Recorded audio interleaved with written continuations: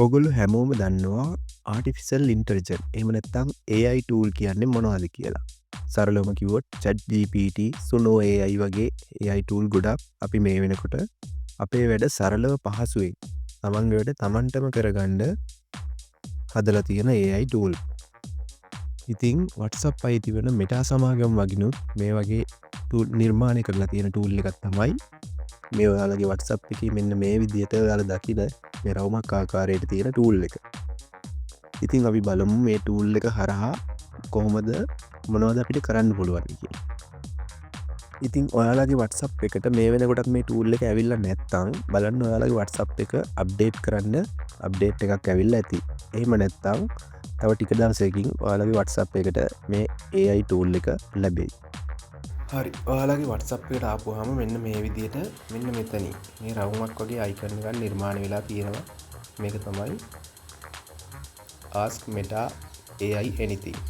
කියන්නේ ඔයාලට මෙතන ටයිප් කරලා ඕනම ඔයා දන්නේ නැති දෙයක් මෙතනින් අහගන්න හැකියාව තියෙනවා. හරි අපි බලමු මේක වැඩ කරන්නේ කොහොමද කියලා. මෙතනින් ටයිප් කරගන්න මොකක් හරි දෙයක්. මෙතනින් ගහනවා how to play volleyball කියලා. මේ මැසේජ් එක සෙන්ඩ් කරාම එයා ඒ ගැන සම්පූර්ණ විස්තරයක් මේ විදිහට ඔයාලට නිර්මාණය කරලා දෙනවා.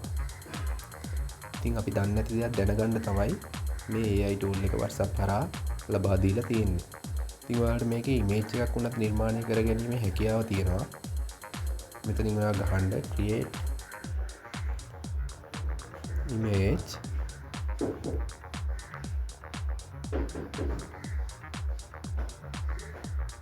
classroom එහෙම දීලා මැසේජ් එකක් දීපුවාම මෙන්න මේ විදිහට ඒක නිර්මාණය වෙනවා.